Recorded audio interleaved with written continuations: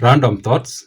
It surprises me how many people actually believe that there is something like a Bantu DNA, a Cushite DNA, a Nilotic DNA, and DNA for all the other groups we have in Africa. It surprises me how many people actually believe that. And every time I argue with somebody in the comment section about the fact that there is no Bantu or Cushite or Nilotic DNA, people throw in the Aplo group data that, oh, you look at this group has this Aplo group and this one has this.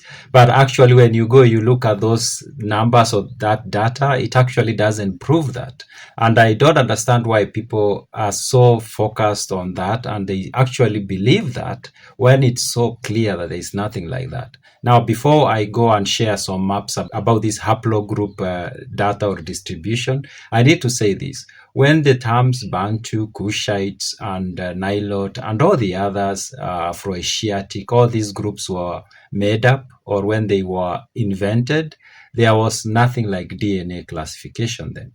And it was a very good tool, actually. It is a linguistic tool. But of course, even those people understood that this is purely linguistic. That's why if you read any serious official document, it says Bantu speakers, Nilotic speakers, Cushitic speakers. It doesn't say Kushites. When you find a document that says Kushites, it's mostly blogs or documents that are written without any serious attempt to pass on factual information.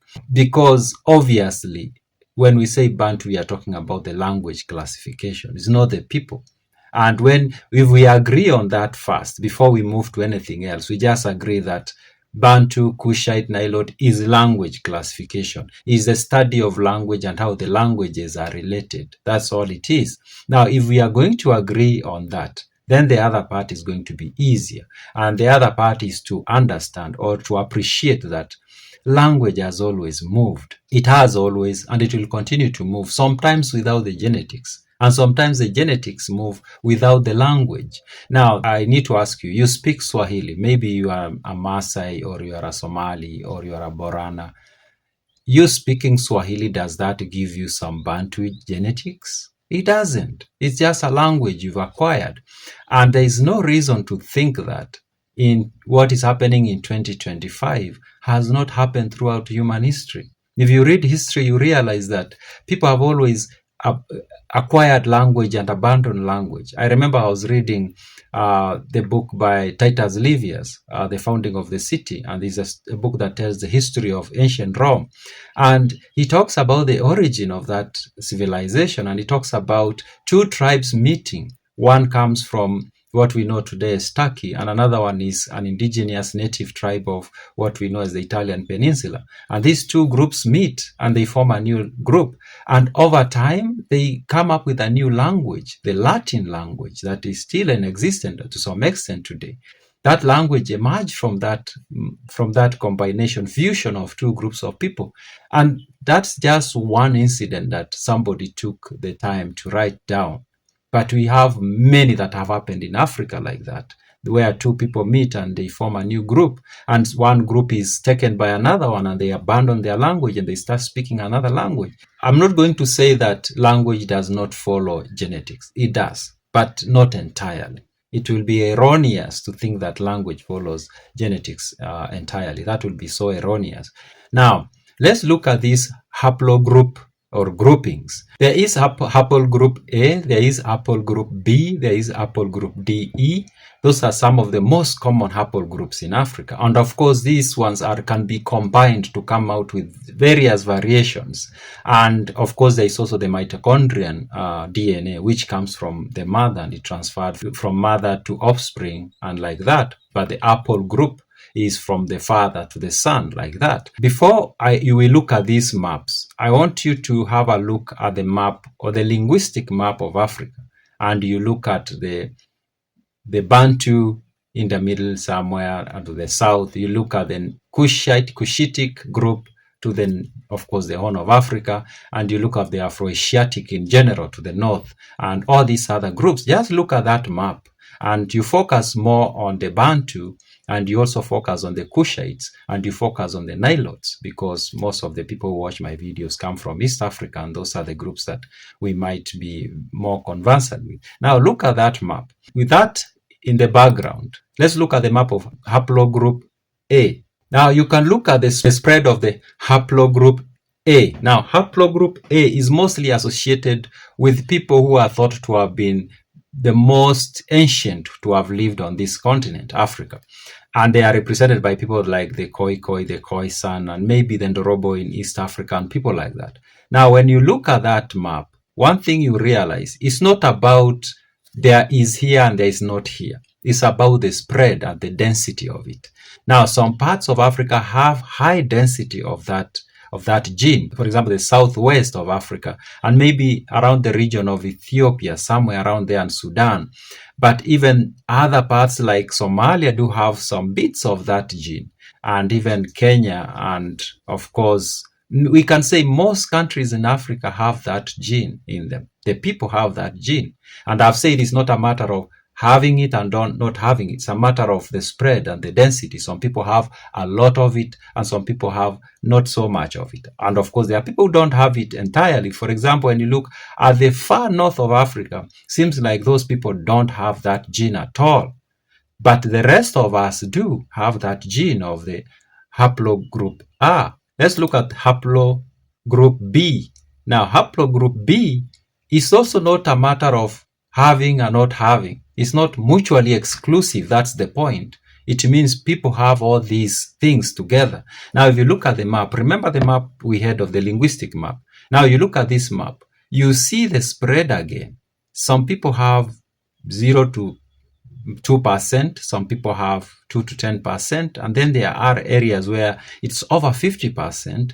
And you can see even the areas where we have predominantly Bantu. That gene is there, a lot of it, and is still there in other areas where we will say that it's mostly the Nilotic groups of people that have it.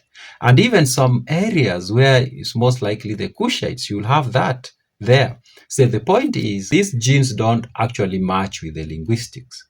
The linguistics is a totally different form of data, and the DNA and the genes is totally different form of data. And the two don't actually necessarily move together. Now, let's look at another one.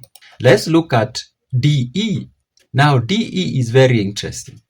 We see that the people who are in the region we know as Somalia, and maybe you go to Egypt and maybe Algeria, Tunisia, those regions, they have a lot of this gene.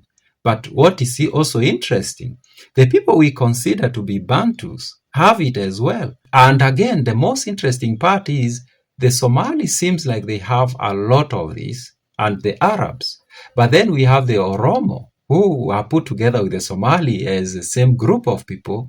They have less of it. In fact, they have an amount that matches the amount that the Bantus have it. Now, again, it's not about mutually exclusive. It's not having it or not having it. It's a matter of spread and density. Some people have a lot of this gene, and some people have less of it. But the point is, all these people are related from whichever side, from whichever haplo group you might think they are related, but some have different forms of the genes more than others. So the Bantu have this gene in equal amount maybe to the Oromo people and some other Cushitic groups. Somalis have a lot of it, equal to the amount of the Arabs to the north. And here is another thing you need to recognize with this map. The Arabian Peninsula is interesting. Have a look at it. The Arabian Peninsula has even less of this than, say, the Bantu, or most of the Bantu, so-called Bantu, that is. The point is this. There is nothing like a Bantu gene or Bantu DNA. There is nothing like a Cushitic DNA. There is nothing like a Nilotic DNA. Nilot, Bantu, Cushite, these are language groups. And language is language. People learn language. People abandon language. People create languages. People lose languages.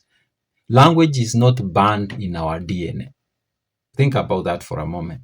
Language is not banned in our DNA. We learn language, we drop language, we come up with languages, we lose languages, we move, we acquire new languages.